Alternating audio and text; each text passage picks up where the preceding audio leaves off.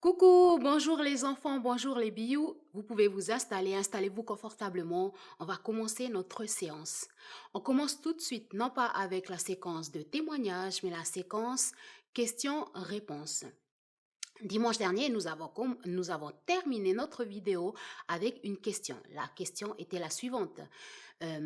Pourquoi parle-t-on de faits accomplis et de faits non accomplis? C'était ça notre question. Alors aujourd'hui, nous allons essayer de répondre ensemble au mieux à cette question. Alors voilà, nous avons vu trois fêtes dernièrement. Quelles sont les fêtes que nous avons vues les dimanches qui ont précédé? La fête de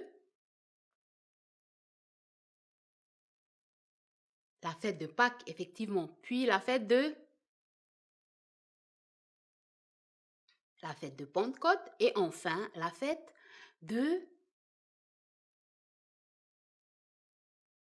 la fête de Sukkot, la fête des tabernacles. Et ces trois fêtes-là sont des fêtes très importantes auxquelles Dieu convie son peuple à venir à, à Genève? Non. À Paris? Non. À, à Jérusalem, effectivement. Et le jour de la fête de la Pâque, ben, Jésus et ses disciples sont partis à Jérusalem. Voilà, Pentecôte, c'est la seule fête qui ne dure qu'un seul jour. Mais les autres fêtes durent plusieurs jours. Et voilà, Jésus et ses amis, ses disciples, sont arrivés à Jérusalem 5 jours avant la Pentecôte. Ils ont suivi ce que la tradition a dit. Voilà, il faut faire ceci, il faut faire cela. Et au jour de la Pâque, pas la Pentecôte, mais la Pâque, au jour de la Pâque, que s'est-il passé alors que dans l'Ancien Testament, on parle de sacrifice d'agneau, le jour de la Pâque et cette Pâque-là qui témoigne que l'ange de l'Éternel est passé par-dessus la maison et n'est pas rentré dans la maison auquel il y avait l'agneau, le sang de l'agneau qui a été sacrifié par le peuple d'Israël et l'ange de la mort est passé par-dessus la maison et il a continué son chemin. Mais ce jour précis, que s'est-il passé à Jérusalem au temps de Jésus quand il était parti pour la Pâque avec ses disciples? Mais ce jour précis, Jésus a été crucifié à la croix. Voilà. Il a été l'agneau, en quelque sorte, l'agneau qui, pas en quelque sorte, mais Jésus a été l'agneau que Dieu a envoyé pour porter nos péchés et pour mourir à la croix et son sacrifice nous permet d'être libérés de tout ce qui est en lien avec la mort, l'ange de la mort, tout ce qui est en lien avec tout ce qui est esclavage. Voilà, tout ça nous avons vu les précédents dimanches et c'est pourquoi on dit que cette fête-là a été accomplie en Jésus. Pareil pour la Pentecôte, nous avons dit que la Pentecôte, c'est en gros la réception de la Torah, pour être le plus simple possible. Et la Torah, qui est tout simplement la parole de Dieu, ben, et puis la tradition juive qui dit que voilà, Dieu va renouveler son alliance. Et cette alliance qu'il avait fait anciennement avec le peuple d'Israël sera renouvelée, mais cette fois-ci avec un peuple nouveau, composé bien entendu du peuple d'Israël, mais aussi des autres peuples des autres nations. Mais cette alliance-là a été renouvelée par la réception, le don du Saint-Esprit en nous. Le Saint-Esprit qui est tout simplement Jésus, qui vient régner dans notre cœur, qui fait que maintenant la parole de Dieu n'est plus écrite sur des tables de pierre, mais dans notre cœur. C'est pourquoi aussi cette fête de Pentecôte a été accomplie. Les promesses qui ont été données au peuple d'Israël, ben, ça a été accompli au travers de Jésus. Et la fête qui n'a pas encore été accomplie, il y a d'autres fêtes aussi. Nous avons dit qu'il y a 7 fêtes de l'Éternel et nous avons vu d'abord les 3 fêtes les plus importantes et dans ces 3 fêtes les plus importantes, il y a encore la fête de Sukkot qui n'a pas encore été accomplie. Cette fête-là qui raconte que un jour, il y aura le grand roi qui va venir régner à Jérusalem et tout sera renouvelé, la terre et tout ça, et tous les peuples, toutes les nations vont venir adorer le roi une fois par an à Jérusalem et ça sera la fête de Sukkot. Ben, nous sommes encore dans ce temps d'attente du retour de Jésus. C'est pourquoi on dit que la, la fête de Sukkot la fête des tabernacles n'a pas encore été accomplie.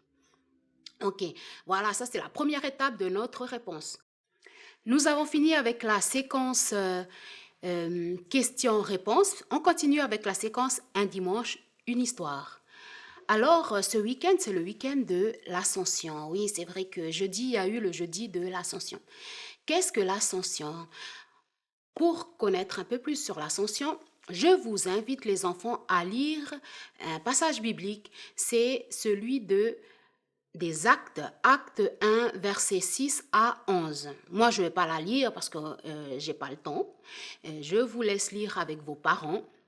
Mais je vais voir un peu avec vous qu'est-ce que Acte 1, verset 6 à 11 nous dit. Voilà. Après la Pâque, Jésus est ressuscité le troisième jour. Il y a eu, voilà, après les troisième jours quand Jésus est ressuscité, il y a eu 40 jours que Jésus était avec ses disciples. Il est ressuscité, il était avec les disciples et quand il était avec les disciples, ben voilà, les disciples au début ne croyaient pas trop. Il a fallu que Jésus montre preuve après preuve qu'il était Jésus. Il les enseignait, il a montré ses mains. Et à Thomas, par exemple, après Thomas a cru que c'était Jésus parce qu'il a vu les trous dans les mains de Jésus, dans ses pieds. Et aussi Jésus a enseigné tout ce que la Bible dit sur lui. Et puis les a ouvert les yeux pour qu'ils comprennent que, ah oui, c'est vrai, il devait mourir, Jésus devait mourir.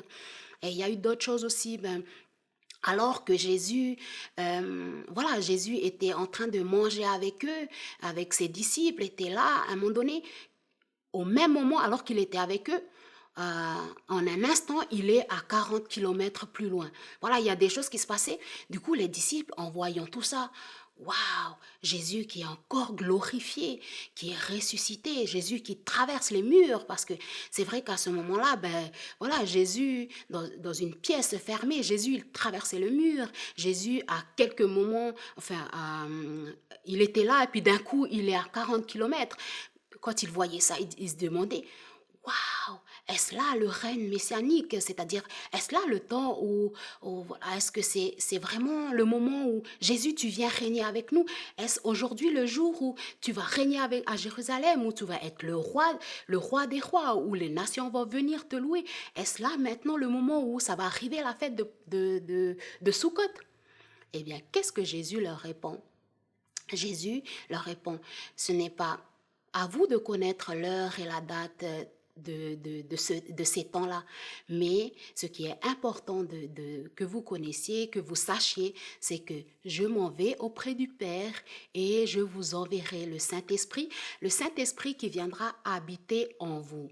Pourquoi Jésus leur répond ça? Parce que c'est vrai. Voyez-vous, les enfants, quand on voit Jésus voilà, qui passe, qui traverse les murs, Jésus qui est ici avec nous et puis à un moment donné, il est ailleurs, ça montre en quelque sorte la vie future que nous aurons quand Jésus va revenir.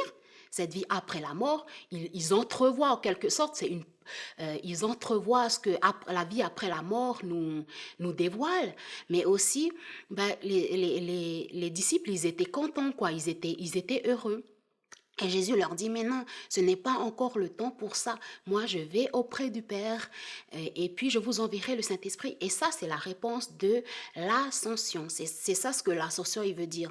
L'ascension, il veut dire, moi, c'est comme le mot ascenseur. Voilà, on monte, on descend, mais sauf qu'au lieu de descendre, Jésus, il monte, il reviendra certainement, mais au jour que Dieu a choisi. Et voilà, cette histoire-là, elle nous raconte ça, que la vie après la mort, il y a une espérance. Et notre espérance, c'est pas que nous allons ressusciter, puis nous allons vivre, je ne sais pas où, et puis je ne sais pas comment. Non, nous aurons un corps glorifié et notre monde sera un monde renouvelé. Et Jésus va revenir et il va régner à Jérusalem et nous serons avec lui. Et c'est ça notre joie et notre espérance. Mais pour l'instant, Jésus leur a dit, attendez, moi je vais monter auprès du Père et vous allez à Jérusalem. Attendez là, je vous enverrai le Saint-Esprit qui va habiter en vous. Et pourquoi je vais auprès du Père? Parce que c'est vrai que physiquement parlant, ben, je suis limitée dans le sens où si Jésus est là avec nous, puis qu'après on a quelque chose à faire, on doit aller à l'école, ben, on va à l'école. Jésus ne peut pas venir avec nous. On doit aller à l'école, on doit faire ceci, on va faire cela. Mais si Jésus, il va auprès du Père, alors il nous enverra le Saint-Esprit. Le Saint-Esprit qui est en nous, c'est Jésus en nous tous les jours, tous les jours. C'est pour ça que c'était important pour Jésus d'aller auprès du Père. C'est pour qu'on ait quand il va auprès du Père, il envoie le Saint-Esprit et le Saint-Esprit en nous, c'est Jésus tous les jours avec nous, les enfants. Et je suis contente aussi, les enfants. Pourquoi? Parce que dimanche prochain qui vient, c'est vrai qu'on a vu la fête de Pentecôte, puis on a vu euh, la fête de Pâques, puis la fête de Pentecôte, la fête de Soukhot. Et maintenant, nous voyons l'ascension de Jésus. Mais en fait, si on veut être juste dans le calendrier de cette année 2020, ben en fait, c'est dimanche prochain la Pentecôte. Mais pour nous, on aura déjà révisé la fête de la Pentecôte. Et je suis sûre que dimanche prochain, quand il y aura la fête de la Pentecôte, ben vous allez vous rappeler que, ah oui, la fête de la Pentecôte, c'est la réception du Saint-Esprit, la réception de la parole de Dieu dans notre cœur, Jésus dans notre cœur. Et là, il est avec moi tous les jours, où que je vais, ben voilà, il peut m'éclairer, je peux lui parler, il est mon meilleur ami, il est tous les jours avec moi. Et c'est pour ça que l'Ascension est aussi une fête très très importante, les enfants. Voilà, c'était ça que je voulais qu'on connaisse sur l'Ascension. Alors, nous avons fini avec cette séquence Un dimanche, une histoire. Nous avons fini notre séance. Je vous remercie les enfants. Je vous dis bon dimanche, bonne semaine et à dimanche prochain.